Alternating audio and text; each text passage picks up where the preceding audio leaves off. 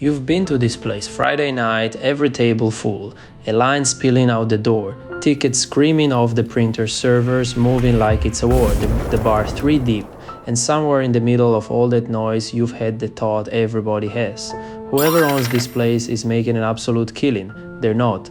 There's a real chance the person who owns that packed, sweating, sold-out restaurant took home less money last month than the line cook plating your food. And by the end of this video, you're going to understand exactly why, and you'll never look at a busy dining room the same way again.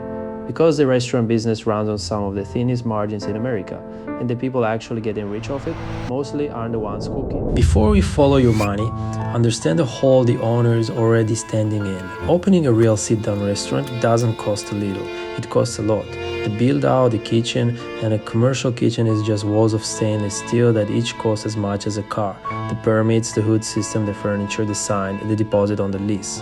A modest place runs a few $100,000. A nice one runs into the millions. Almost nobody has that lying around, so they borrow it, which means on opening night, before a single customer walks in, the owner isn't starting at zero. They're starting deep in the red, and every plate they sell for the next several years is partly paying back the debt that let them open the doors at all. Now, let's follow your money. You sit down, you order, the check comes to $100. Feels like a lot, right? Watch how fast it disappears. First, the food on your plate. Industry-wide, ingredients eat up about 28 to 35 cents of every dollar. So call it 30 of your 100 gone before anyone's even been paid.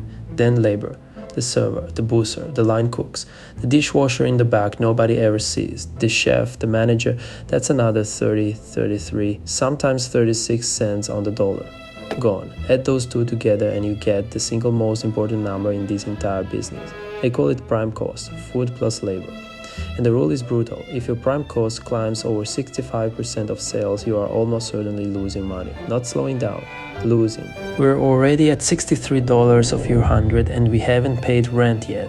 Rent, utilities, the gas bill, the grease trap, insurance, the point of sale system, the credit card company skimming about 3% off every single swipe.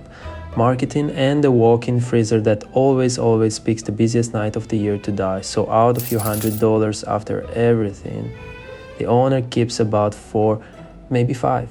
That's it. That's the number. 3 to 5% for a sit-down restaurant. The best-run fast food places might squeak to 9 or 10. For comparison, a normal small business in just about any other industry nets 7 to 10%. Restaurants do all of this, all the risk, all the chaos, all the hours for less.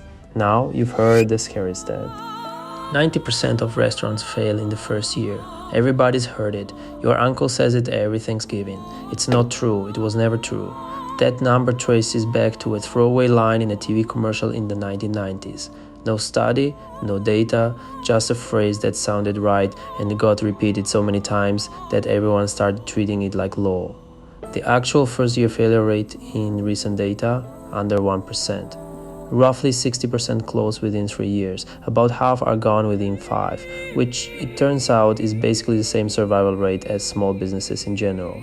So restaurants aren't uniquely doomed. But here's the part that's actually darker than the myth. They don't usually die fast and dramatic. They die slow, they stay open. Lights on, doors open, owner pulling 80-hour weeks, clearing almost nothing. The failure isn't a fireball, it's a slow bleed dressed up as a dream. So how does anyone survive on 5 cents of the dollar? They cheat the math. Not illegally, strategically, and once you see how, you can't unsee it. That $30 plate of pasta you ordered, maybe $4 of actual ingredients, but pasta isn't where they make their money. Look at your drinks. That fountain soda, 12-15 cents of syrup and water cost you $3. That's not a markup. That's a heist. The glass of wine they pour you for $14, the whole bottle costs the restaurant about that same $14 and they pour 5 glasses out of it. A cocktail is even better. The liquor in your $16 old-fashioned costs them around $2. This is the real game. It's called menu engineering and every good restaurant on earth does it. The kitchen, the food, the thing you actually came for barely breaks even. The drinks, the appetizers, you want fries with that. The dessert you didn't need, that's the profit. That's the whole business. It's why the bread is free and the soda is bottomless. But heaven help you if you try to split one entree between two people. They're not feeding you, they're steering you. And lately even that game is getting harder to win, because that 5% is shrinking. Since 2019, the two costs that matter most, food and labor, have climbed about 35%. 22 states raised their minimum wage heading into 2026, and turnover in this industry runs around 73% a year, meaning the average restaurant replaces almost its entire staff every single year, at the cost of roughly $3,500 every time it trains someone who will be gone in 4 months. Then there's the rent, which doesn't care how your month went. Slow Tuesday in February, rent's the same. Blizzard closes you for a week, rent's the same. It is the one bill that shows up whether the dining room is packed or empty. Put it all together and you get a number that should stop you cold. In 2025, according to the National Restaurant Association, 42% of restaurant operators were not profitable, not made a little less, made nothing, or lost money. The year before, that number was 29%. Nearly half the industry underwater in a single year. And then comes the new tax nobody voted for, the delivery apps.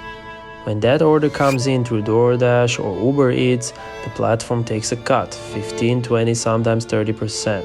Now remember, the whole restaurant only keeps about 5%. So on a delivery order, the app can walk away with more profit than the people who bought the ingredients, hired the cooks, paid the rent, and actually made the food. Which brings us right back to the beginning. Someone is getting rich off that packed Friday night dining room. You just have to find them, and it's almost never the owner. It's the landlord who collects rent, whether the place is full or empty, and never once touches a stove. It's the delivery app taking its slice off the top with no kitchen, no staff, and no risk. And the cleanest example of all is the most famous restaurant on the planet, McDonald's. The corporation runs a net margin around 25%, 5 times the industry average. How? Not from burgers. McDonald's barely makes its money selling your food. It sells franchises, and more than that, it owns the land and the buildings and rents them back to the franchises who run the actual restaurants. So the person flipping your patties is exactly the thin margin restaurant owner we've been talking about this whole time. And McDonald's corporate is their landlord. As one of the company's early executives put it, they were never really in the burger business. They were in the real estate business. That's the secret sitting underneath the entire industry. The money in restaurants does not flow to the people who cook. It flows to the people who own the ground the restaurant stands on and the pipes the orders flow through.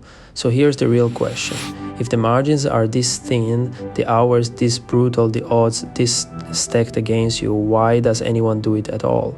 Walk past that restaurant on a Friday night one more time. Full tables. Line at the door. The owner up at the pass, expediting plates, soaked through, exhausted, making basically nothing. Ask them if they'd quit. Almost none of them will, because for a certain kind of person, a restaurant was never really a money machine. It's the one place on earth where they get to build a world, feed a room full of strangers, and watch people be happy inside something they made with their own hands. That's the wage. That's what they're actually taking home. The 5% is just what's left over after they've already been paid.